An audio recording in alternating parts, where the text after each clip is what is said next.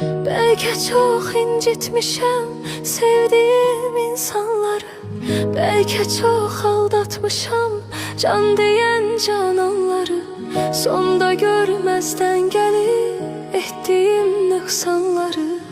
Var ümidim affedersen sen beni. Sen giden günden beri bəsfedir sözler seni. Ruhum ardın can geler, kölge tek izler seni. Aşıkın tenha kalar, her gece gözler seni.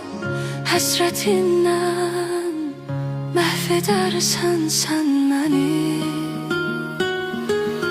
Bilmez idim dert verer, derdimin dermanları. Gün geler pişman olar, nefsinin kurbanları.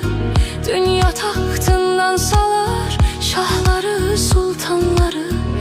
İtibarsız dünyaya etibar etmek günahdır. İntihar etmek günahdır.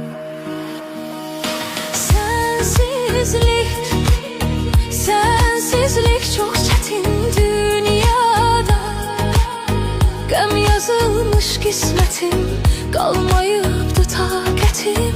Sevmeye din niyetim, şahit olmaz kalbime Allah'ımdan başka bir